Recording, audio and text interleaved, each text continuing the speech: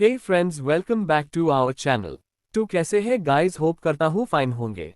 So let's start the story. सगाई सबका gift, प्रखर और नियति की डांस। इसलिए विश्वनाथ जी सख्ती से बोले, रूही और नेहा को माफी मांगने दो। सगाई की टाइम हो गई थी, वो इन पर और टाइम वेस्ट नहीं करना चाहते थे। अब आगे उनकी बात सुनकर रूही और नेहा का चेहरा और भी बिगड़ गया। क्या पिछली बार की तरह अभी भी उन्हें सबके सामने घुटनों पर बैठकर माफी मांगना पड़ेगा और सबके सामने फिर से शर्मिंदा होना पड़ेगा? पिछली बार से भी ज्यादा लोग इस बार आए हुए थे। अगर उन्होंने माफी मांगा तो उनकी क्या इमेज रह जाएगी सबके सामने। और तो और रायजादा फैमिली, मित्तल फैमिली के सामने तो वो बिल्कुल भी घुटनों पर बैठकर माफी नहीं मांगना चाहते थे। रूही ने रोते हुए अपनी मोम और डैड को देखा, पर वो भी इस बार कुछ बिना बोले सिर झुकाए खड़े हुए थे। भाई, रूही ने अमृत और अर्जित की हाथ पकड़कर रोने जैसी आवाज में बोली। अर्जित उसकी हाथ पकड़कर बोला, तुम्हें घुटनों पर बैठने की जरूरत नहीं है, बस माफी मांग लो। तभी अमृत बोला, रूही, नेहा घुटनों पर बैठकर माफी मांग लो। रूही और नेहा दोनों ने हैरानी से अमृत को देखा। क्या उनका भाई उन्हें सच में घुटनों पर बैठकर माफी मांगने के लिए बोल रहा है? ज्यादा टाइम नहीं है हमारे पास, जल्दी से माफी मांगो चुड़ैल आंटी। मेरी मम्मी और डैड की सगाई होने वाली है ना, कियान चिढ़ते हुए बोला। वो अपनी मम्मी और डैड की सगाई को जल्दी से देखना चाहता था। रूही और नेहा को ना चाहते हुए भी घुटनों के बल बैठना पड़ा। दोनों बस गुस्से से दांत पीसते हुए माफी मांग सकती थी। उनकी माफी मांगने के बाद दादाजी बोले, चलो अब सगाई का टाइम हो गया है। हाँ डैड, मम्मी जल्दी चलिए, मुझे सगाई देखना है आपकी और मम्मी की। कियान भी खुशी से बोला। वो आज सच में खुश था, आखिरकार उसकी इच्छा जो पूरी हो रही थी। सब नेहा और रूही और बाकी सबको इग्नोर करके स्टेज की तरफ चले गए। सारे मेहमान भी रूही और नेहा को अजीब नजरों से देखते हुए वहां से चले गए। अब सिर्फ वहां नेहा, रूही, अमृत, अर्जित, विपुल जी, सीखा जी और नीरज जी, सरिता जी बचे हुए थे। नेहा और रूही दोनों खड़ी हो गई। रूही रोते हुए अर्जित के गले लग गई और सब की तरफ देखकर बोली, भाई, मोम डैड अब सब मुझ पर हंसेंगे। मेरी इमेज खराब हो गई है, मैंने कोई इतनी बड़ी गलती भी नहीं किया था। मैंने तो उल्टा अपनी दोस्तों को नियति के बारे में कुछ भी बुरा बोलने से मना कर दिया था। फिर नियति मुझसे इतनी नफरत क्यों करती है, जो सबके सामने उसने मुझे बेइज्जत किया। वो जाकर फिर विपुल जी के गले से लग गई। विपुल जी गहरी सांस लेकर बोले, ये सब हमारी गलती है, हमने जो उसके साथ किया उस वजह से ही वो हम सब से नफरत करती है।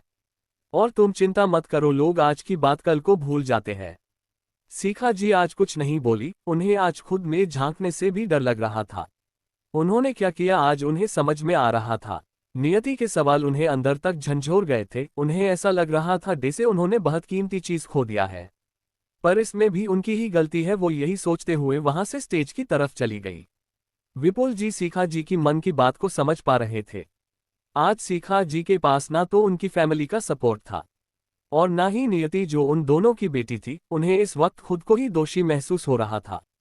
उनकी वजह से सीखा जी अपने फैमिली से दूर हो गई, फिर उनकी और उनके बच्चों की वजह से वो नियति से दूर हो गई। वो ये सोचने पर मजबूर हो रहे थे कि क्या अगर सीखा जी किसी और से शादी करती तो क्या वो ज्यादा खुश नहीं रहती। विपुल जी ने रूही की सिर को सहलाया तो उन्हें नियति की याद आ गई।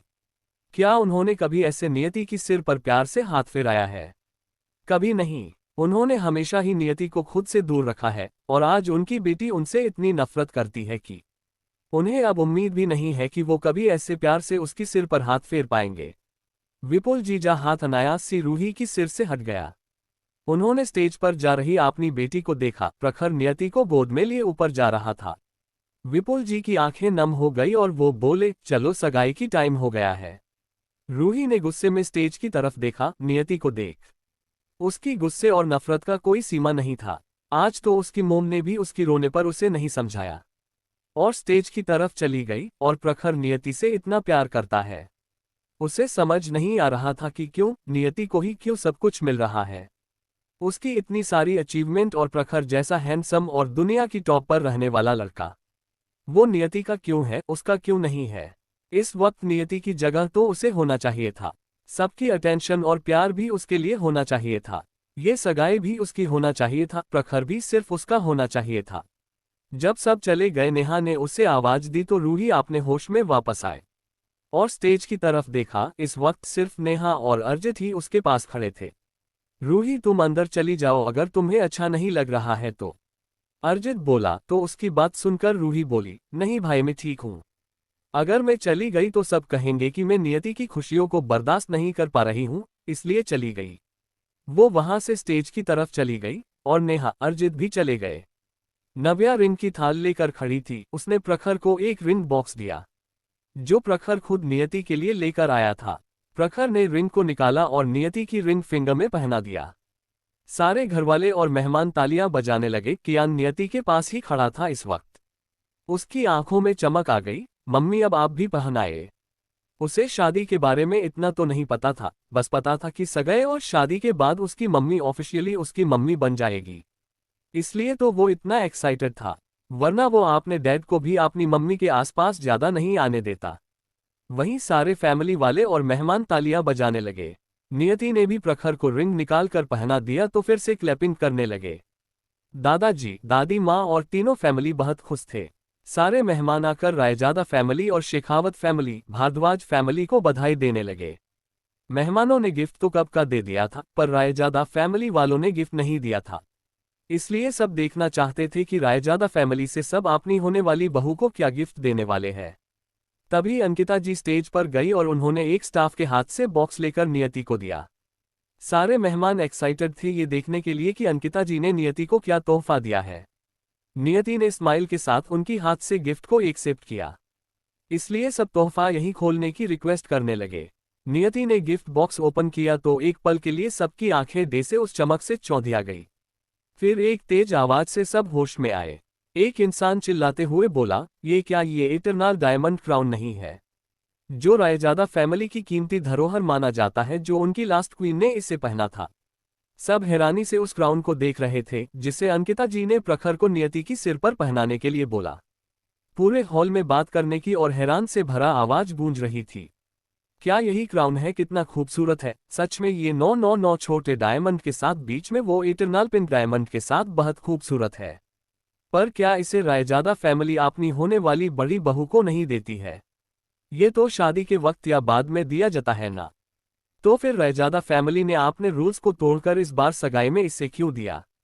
क्या पता शायद वो सब पूरी तरह से डिसाइड कर चुके हो कि वो मिस नियति शेखावत को ही अपनी बहू बनाएंगे। बहुत सारी लड़कियों को नियति से इस वक्त जलन हो रही थी। अगर वो प्रखर से शादी करते तो इस वक्त ये इटरनल डायमंड क्राउन उनका होता, पर अब तो ये पॉसिबल नहीं था। वहीं रूही भी नफरत से नियति को देख रही थी। प्रखर ने आराम से नियति की सिर पर क्राउन पहना दिया था। नियति का ऑरा, पर्सनैलिटी तो पहले से ही किसी क्वीन जैसा था, और इस वक्त वो उस क्राउन पहने सच में किसी देश की क्वीन ही लग रही थी।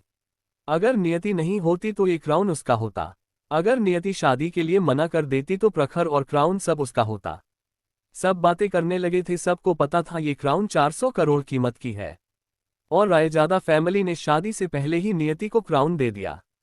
यही दिखाता था कि रायजादा फैमिली के लिए नियति कितनी ज्यादा कीमती है। जरूर वो नियति को बहुत ज्यादा पसंद करते हैं। फिर राजनाथ जी और सुमित्रा जी एक साथ ऊपर गए। राजनाथ जी ने एक बॉक्स नियति को दिया। उन्हें कल ही पता चला था उनकी प्यारी पोता बहू लेमिस ब्रांड की ओनर है, इसलिए उन्होंने एक कीमती जेड उसे गिफ्ट दिया था। नियति ने झुककर राजनाथ जी को थैंक यू कहा। ये जेड उसे सच में अच्छा लगा था। उस जेड को देखकर भी सब हैरान रह गए, क्योंकि वो जेड भी करोड़ों का था। एक नीलामी में ये जेड पत्थर 40 करोड़ में बिका था, और इसे मिस्टर ओल्ड रायजादा ने खरीदा था। सबको पता था कि ओल्ड रायजादा एंटीक चीजें और जेड के लिए कितना ऑब्सेस्ड है। आज वो इसे अपनी होने वाली पोता बहू को दे रहे थे, इसलिए सब फिर से जलन से भर गए। ओल्ड मिस्टर रायजादा भी अपनी होने वाली पोता बहू को एक्सेप्ट कर चुके थे। सुमित्रा जी ने भी नियति को एक नेकलेस दिया, जो उनकी खानदानी नेकलेस था। ये सिर्फ अपनी बेटियों को दिया जाता था, पर अफसोस सुमित्रा जी की कोई बेटी नहीं थी। उन्होंने इस नेकलेस को प्राची के लिए रखा था, पर अब वो इसे नियति को दे रहे थे। सब ये देखकर हैरान हो गए थे, क्या ये नेकलेस प्राची रायजादा को नहीं मिलनी चाहिए थी? पर प्राची खुश थी, क्योंकि उसने ही तो अपनी दादी माँ को सजेस्ट किया था कि वो भाभी को ये नेकलेस गिफ्ट करे। अजीत जी ने नियति को एक प्राइवेट जेट गिफ्ट किया। वहीं सुकांत जी और सुप्रिया जी ने नियति को एक बड़ा सा विला गिफ्ट किया था। ये विला सुप्रिया जी ने खुद डिजाइन करके बनवाया था अपनी होने वाली बहू के लिए। अब जब प्रखर की शादी हो रही थी, उन्होंने उससे दे दिया। ये देखकर सारिका की आंखों में आंसू आ गए। एक दिन उसने सपना देखा था कि ये विला जो उसकी मोम बना रही है, वो उसे और प्रखर को गिफ्ट में मिलेगा। वो वहां पर छुट्टी में घूमने जाएंगे।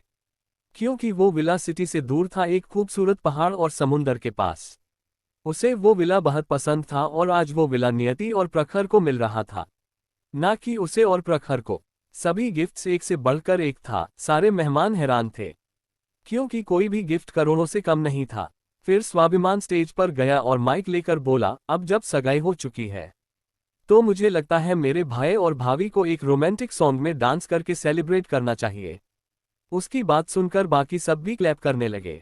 सो भाई और भाभी आप प्लीज स्टेज पर आइए। स्वाभिमान ने जय को सॉन्ग प्ले करने को बोला। प्रखर नियति को लेकर डांस स्टेज पर चला गया। सॉन्ग स्टार्ट हुआ। प्रखर बस नियति की आंखों में जुनून और प्यार से देख रहा था। तुझे याद कर लिया है, तुझे याद कर लिया है, आयात की तरह कायम तू हो गई है, कायम तू हो गई है रिवायत की तरह। प्रखर ने उसे गोल घुमा लिया और उसकी खुली कमर पर उसने हाथ रख दिया, जिस वजह से नियति अंदर से सिहर गई।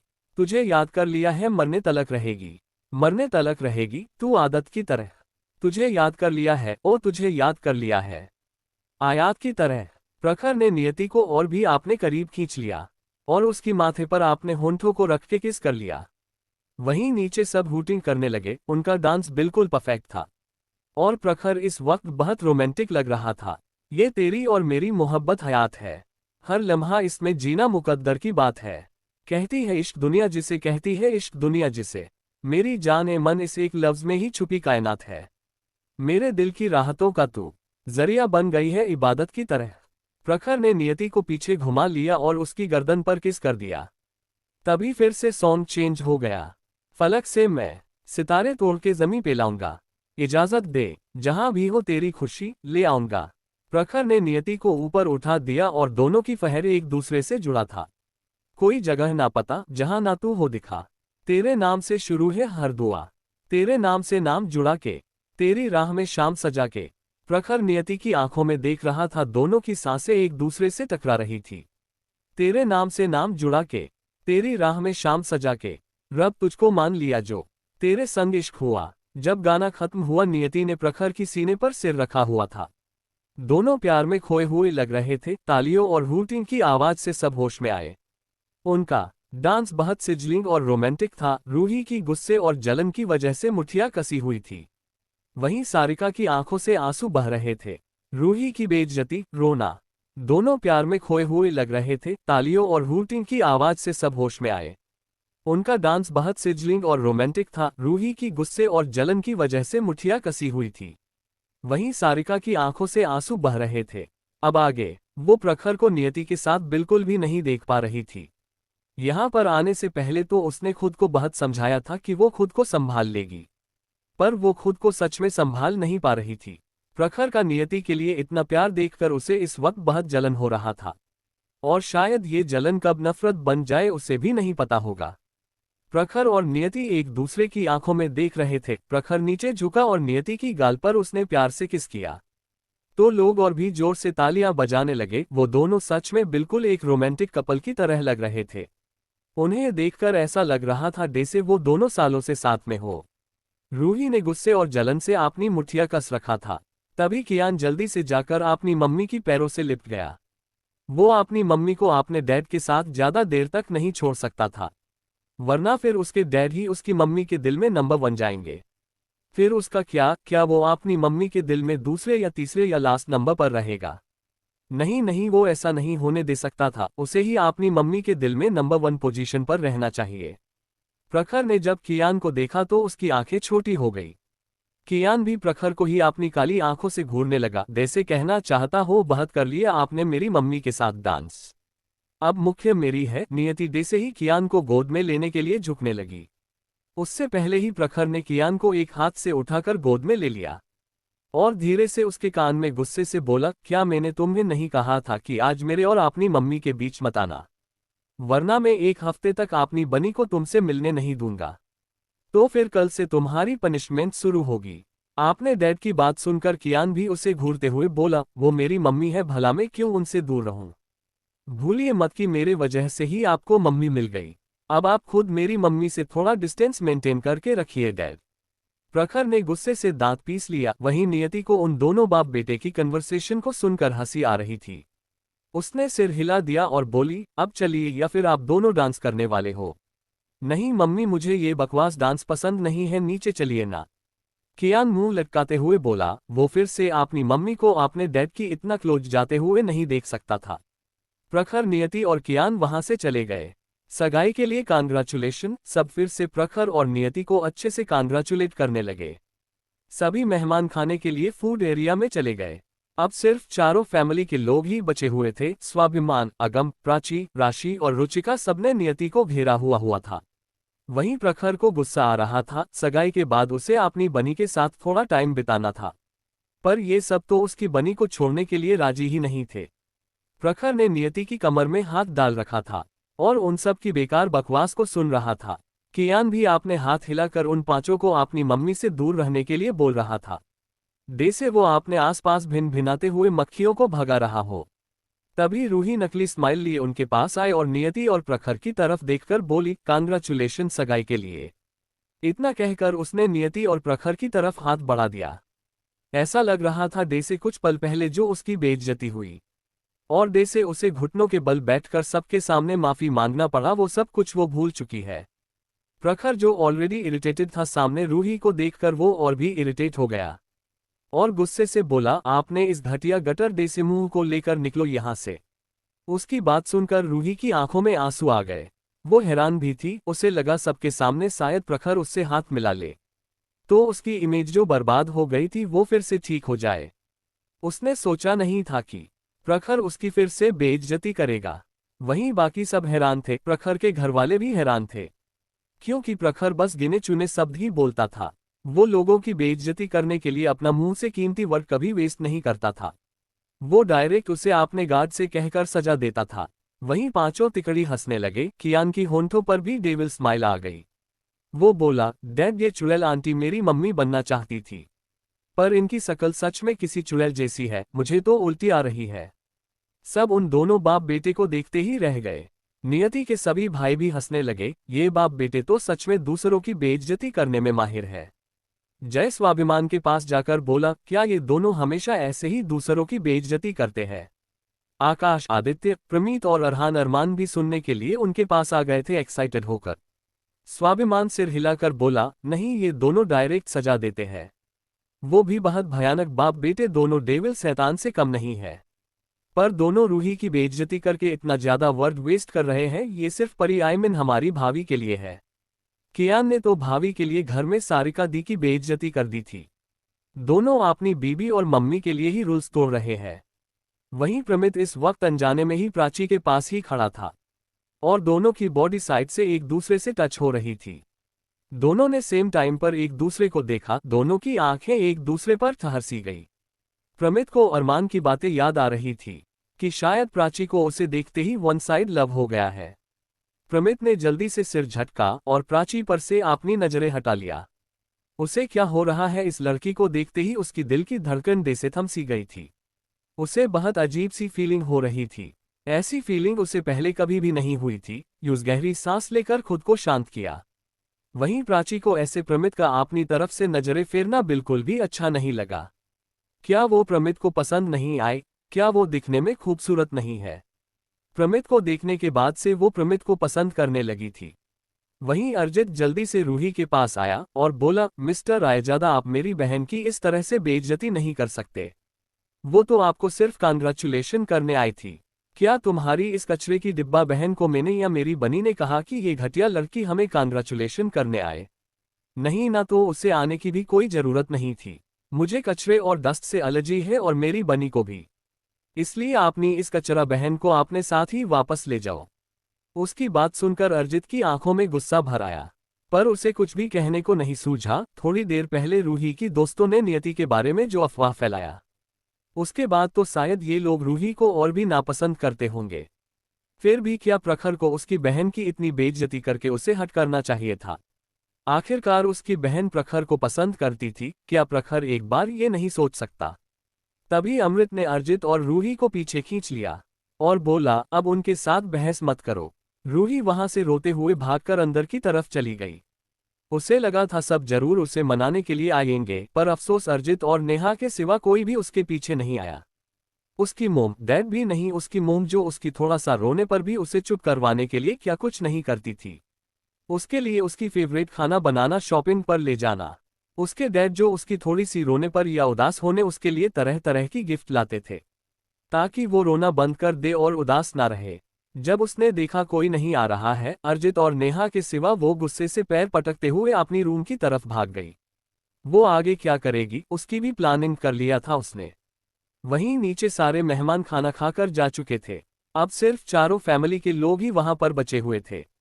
विपुल जी और सीखा जी हिम्मत करके आगे गए और नियति की तरफ देखकर बोले, हमें माफ कर दो नियति, सब हमारी गलती है कि हमने तुम पर ज्यादा ध्यान नहीं दिया।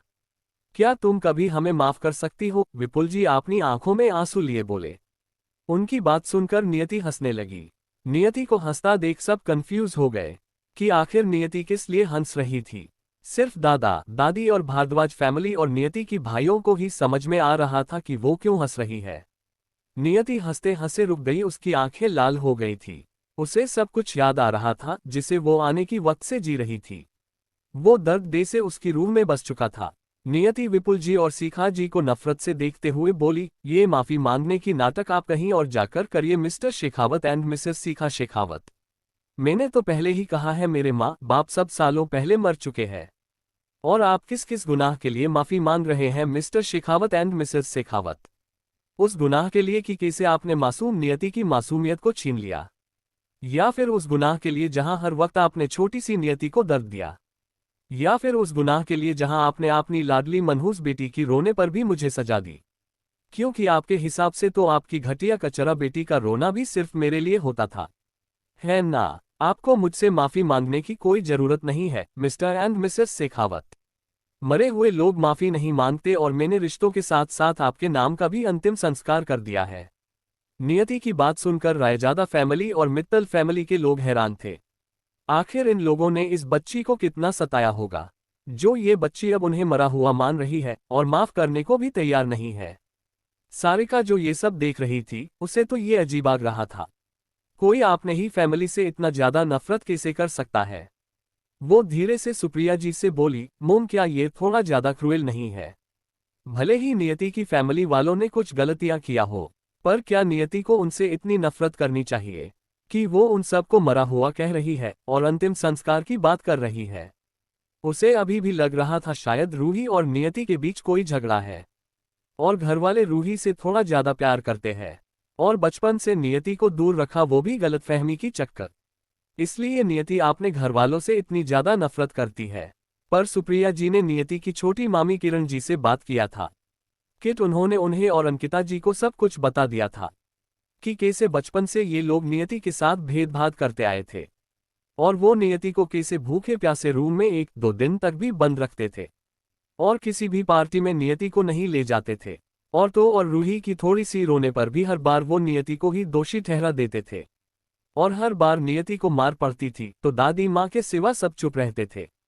सुप्रिया जी बोली, सारिका अगर तुम्हें पता नहीं है तो कुछ मत बोलना। अगर इन लोगों ने इस बच्ची को इतना दर्द ना दिया होता क्या नियति इतनी कठोर बनती? आज नियति की इस हालत के लिए भी यही लोग जिम्मेदार है। आपनी मोम की बात सुनकर सारिका चुप हो गई। उसे यकीन नहीं हो रहा था कि उसकी मोम अभी से नियति की साइड ले रही है। उसे अब और भी जलन हो रही थी, गुस्सा आ रहा था। पहले उसकी मोम उसकी हर बात को अहमियत देती थी, पर अब तो उसकी मोम नियति की ही साइड ले रही है। ओह ठीक है मोम, मैं आपकी बात समझ गई, सारिका ना चाहते हुए भी बोली। ठीक है सब चलिए डिनर करने, विश्वनाथ और जगजीत दादाजी बोले। अब जब विपुल और सीखा जी शर्म से सिर झुकाए खड़े थे और रो रहे थे, उन्हें ही बात आगे बढ़ना था। सब डाइनिंग एरिया में चले गए जहां सिर्फ फैमिली वालों के लिए टेबल लगाया गया था। स्टाफ खाना सर्व करने लगे। प्रखर एयर कियान दोनों नियति की एक एक तरफ बैठे हुए थे और प्रखर नियति को अपने हाथ से खाना खिला रहा था।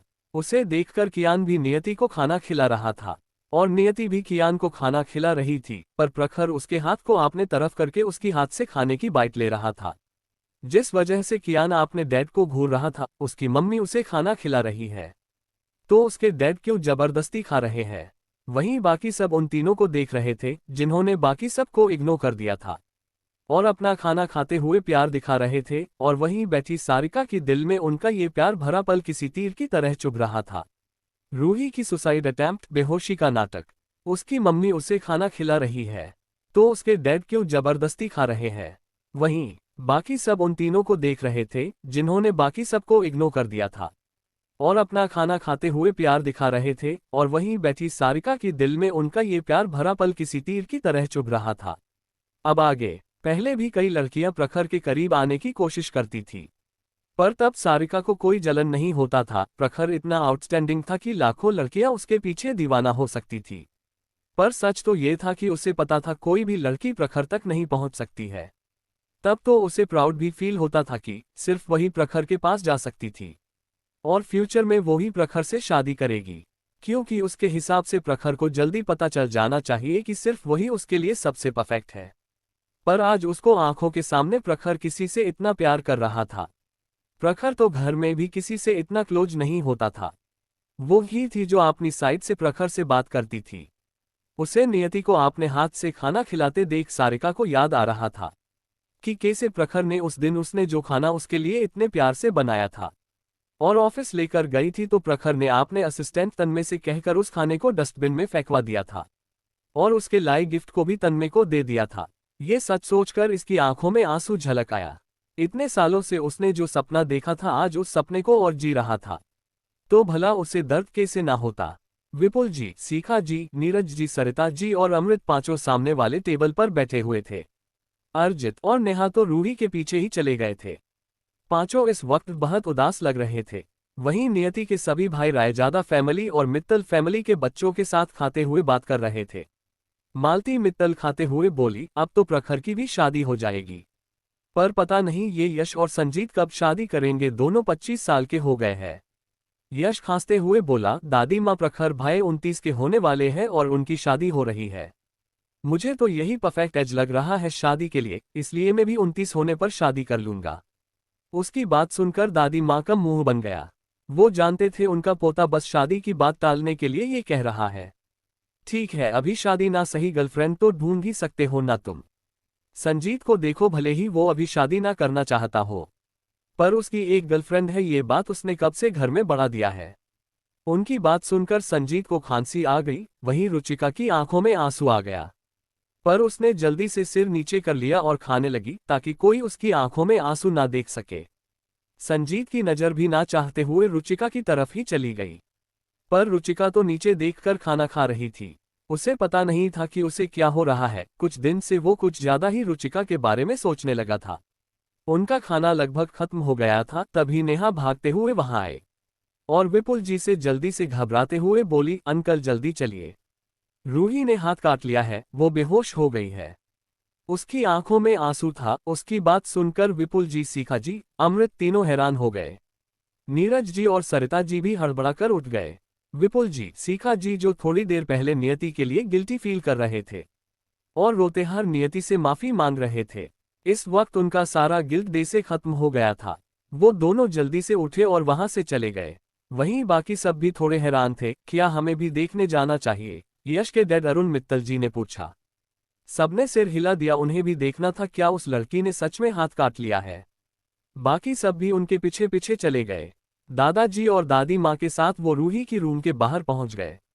वहीं नियति, प्रखर और कियान ने खाना खत्म किया, वो भी अंदर चले गए। वहीं सब ने देखा रूही की हाथ से खून बह रहा है और अमृत उसे गोद में लेकर बाहर आ रहा है। नियति की होंठों पर अजीब मुस्कान आ गई, क्योंकि रूही ने बस हल्का सा अपने हाथ में कट लगाया था। इतनी छोटी सी चोट से वो बिल्कुल भी नहीं मरने वाली थी। अगर आधे घंटे बाद उसे हॉस्पिटल लेते तो भी ये केस इतना क्रिटिकल नहीं होता। और रूही ने भी अर्जित और नेहा को अपने पीछे आते हुए देखकर ही डोर बंद किया होगा और हाथ की नस काटा होगा, वरना ये घटिया लड़की कभी खुद की जान लेने की हिम्मत नहीं करेगी। विपुल जी की आंखों में आंसू था। उन्हें लगा नहीं था कि उनकी प्यारी बेटी ऐसा कदम उठा लेगी। सीखा जी भी रो रही थी और बहुत परेशान थी। क्या घुटनों के बल बैठकर माफी मांगने की वजह से रूही इतना हताश हो गई कि उसने सुसाइड करने की कोशिश की। उन्हें अब थोड़ा दोषी महसूस हो रहा था। जिस औरत ने अपनी बेटी के साथ किए इतने गुनाह पर भी इतना दोषी महसूस नहीं हुआ होगा। उसे रूही की छोटी सी चोट को देखकर दोषी महसूस हो रहा था। अगर नियति उनकी मन की बात सुन लेती तो जरूर उनका मजाक उड़ाती। नियति प्रखर ऐसे खड़े थे जैसे शो देख रहे हो, उन्हें इस बकवास से कोई फर्क नहीं पड़ रहा था। तभी नेहा ने रोते हुए गुस्से में नियति को देखा और बोली, नियति क्या अब तुम खुश हो? देखो तुम्हारी वजह से रूही ने सुसाइड करने की कोशिश की। तुम उससे इतनी नफरत करती हो, तुमने सबके सामने उसकी बेइज्जती किया। अब रूही की जान भी जा सकती है, तुम संतुष्ट हो ना? नियति डेविल स्माइल करके बोली, बिल्कुल नहीं, अगर वो सच में मर जाती तो शायद मैं खुश और संतुष्ट होती, पर उसकी ये बेकार की ड्रामा देख मुझे क्यों खुशी होगी?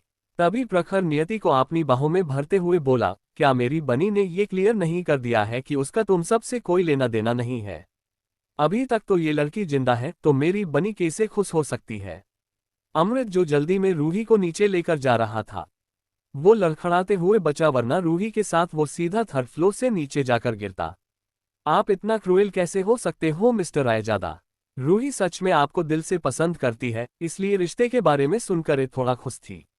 उसने उसकी क्या गलती है कि हमारे दोस्तों ने हमें गलत इन्फॉर्मेशन दिया? नेहा बोलने से डर रही थी फिर भी बोल पड़ी। प्रखर की आंखें फिर से कोल्ड हो गया और वो उसे ठंडी नजरों से देखते हुए बोला, मुझे सिर्फ मेरी बनी पसंद कर सकती है, किसी और को मुझे पसंद करने ना करने की कोई जरूरत नहीं है।